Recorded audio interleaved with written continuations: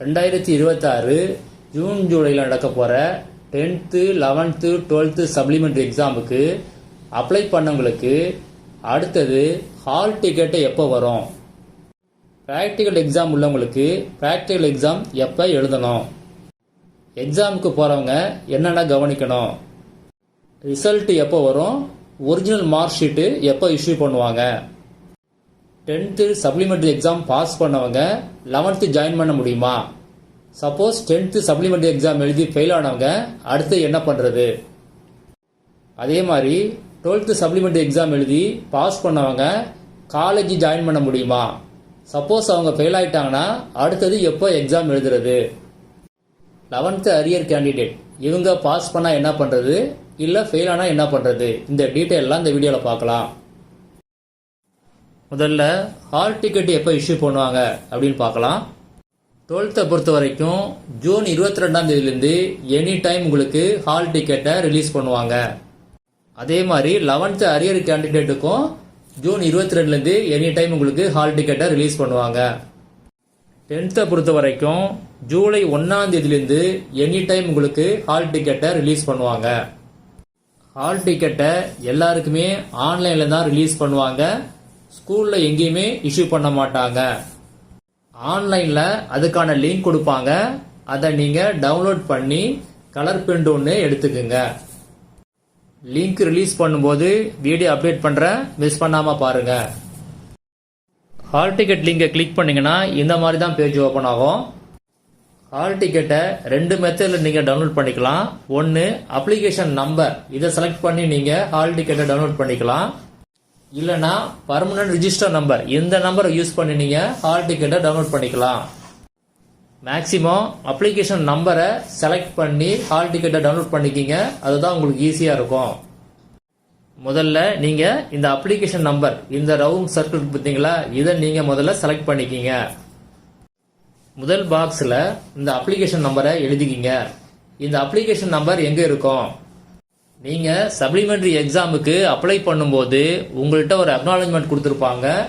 அந்த அக்னாலஜ்மெண்ட்டில் மேலே இருக்கும் பாருங்க, அதுதான் அப்ளிகேஷன் நம்பர். அப்ளிகேஷன் நம்பர்னே போட்டு இருக்கும் பாருங்க. அந்த பாக்ஸில் நீங்கள் என்டர் பண்ணும்போது அதில் என்ன மாதிரி இருக்கோ அதே மாதிரி என்டர் பண்ணுங்க. அதாவது கேபிட்டல் லெட்டர்னா கேபிட்டல் லெட்டர், ஸ்மால் லெட்டர்னா ஸ்மால் லெட்டர், அப்படியே உள்ள மாதிரியே என்டர் பண்ணுங்க. அடுத்த பாக்ஸில் உங்கள் டேட் ஆஃப் பர்த்தை என்டர் பண்ணுங்க. இதே ஃபார்மேட்டில் year, month, date. Year 4 digit, month 2 digit, date 2 digit.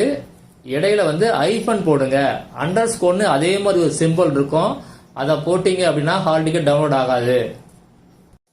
அடுத்தது கேப்சாவை என்டர் பண்ணுங்க. கேப்சாவில் எப்படி கொடுத்துருக்காங்களோ அதே மாதிரி என்டர் பண்ணுங்க. ஸ்மால் லெட்டர்னா ஸ்மால் லெட்டர், கேபிட்டல் லெட்டர்னா கேபிட்டல் லெட்டர், நம்பர் கொடுத்தாங்கன்னா நம்பர், அதே ஃபார்மேட்டில் அப்படியே என்டர் பண்ணுங்க. ஒவ்வொரு டைமும் நீங்கள் இந்த பேஜை ஓப்பன் பண்ணும் போதும் இந்த கேப்சா மாறிக்கிட்டே இருக்கும். சில டைம் என்ன பண்ணுவாங்க அப்படின்னா 2 நம்பரை ஆட் பண்ணி அதில் வர ஆன்சரை என்டர் பண்ணுற மாதிரி கொடுத்துருப்பாங்க. அதுக்கு பிறகு டவுன்லோடு ஹால் டிக்கெட்னு ஆப்ஷன் இருக்கும், அதை கிளிக் பண்ணீங்க அப்படின்னா உங்கள் ஹால் டிக்கெட் டவுன்லோட் ஆகும். அதை கலர் பிரிண்ட் எடுத்துக்குங்க. சில பேருக்கு ஹால் டிக்கெட் டவுன்லோட் ஆகாது, நோ டேட்டா ஃபவுண்டுன்னு வரும். இது என்ன காரணத்தினால வருது அப்படின்னா, நீங்கள் ஹால் டிக்கெட் டவுன்லோட் பண்ணும்போது என்ன செலக்ட் பண்ணுறீங்கன்னு கரெக்டாக பார்த்துக்குங்க.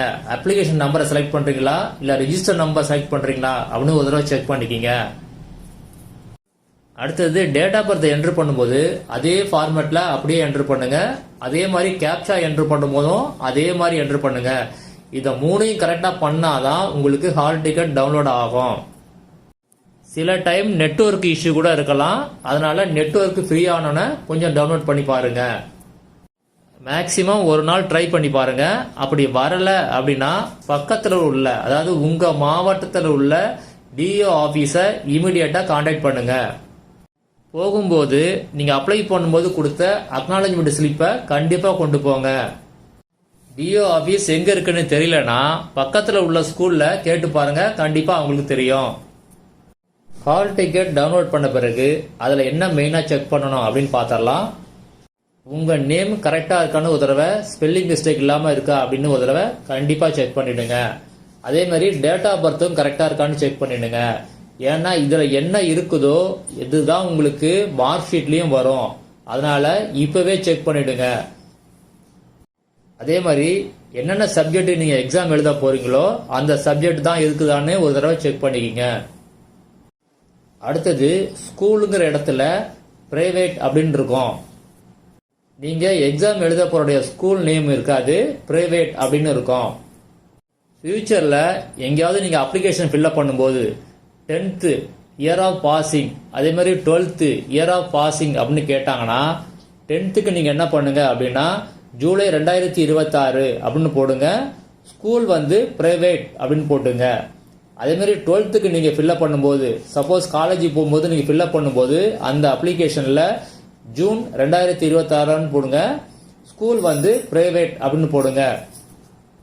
நீங்கள் சப்ளிமெண்ட்ரி எக்ஸாம் எழுதி பாஸ் பண்ணாலோ இல்லை அரியர் எக்ஸாம் எழுதி பாஸ் பண்ணாலோ, பிரைவேட்டாக எக்ஸாம் எழுதினாலோ இல்லை ரெகுலரில் நீங்கள் பப்ளிக் எக்ஸாம் எழுதி பாஸ் பண்ணியிருந்தாலும் சரி, எல்லாமே ஈக்குவல் தான். எந்த வித்தியாசமும் கிடையாது.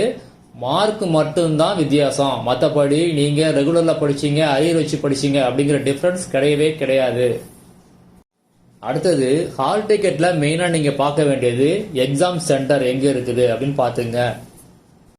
10th 12th ப்ராக்டிகல் எக்ஸாம் யாருக்கு இருக்கோ அவங்க இமிடியேட்டாக அடுத்த நாளே அந்த எக்ஸாம் சென்டருக்கு போய் உங்கள் ப்ராக்டிகல் எக்ஸாம் என்னைக்கு, என்ன டைமிங் அப்படின்னு கேட்டு தெரிஞ்சுங்க. இப்போ எக்ஸாம் போகிறவங்க என்னென்ன கவனிக்கணும் அப்படிங்கிறத பார்க்கலாம். எக்ஸாமை நீங்கள் ப்ளூ கலர் பால் பெயின் பேனா இல்லைன்னா ஜெல் பேனால எழுதுங்க. பிளாக் மேக்சிமம் யூஸ் பண்ணக்கூடாது.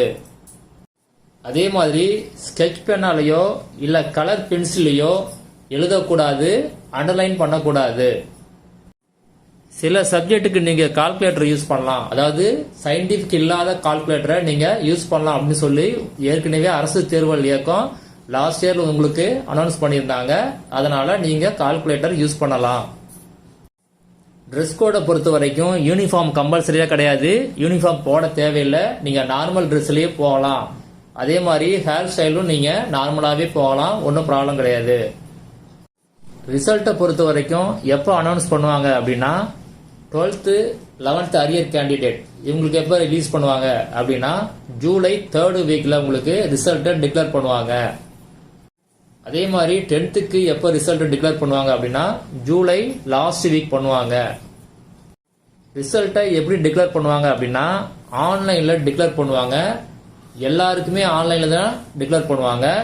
அதாவது நீங்கள் ப்ரொவிஷனல் மார்க் ஷீட்டை டவுன்லோட் பண்ணி உங்கள் ரிசல்ட்டை தெரிஞ்சுக்கணும்.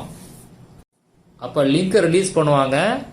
அப்போ வீடியோவை அப்டேட் பண்ணுறேன், மிஸ் பண்ணாமல் பாருங்கள்.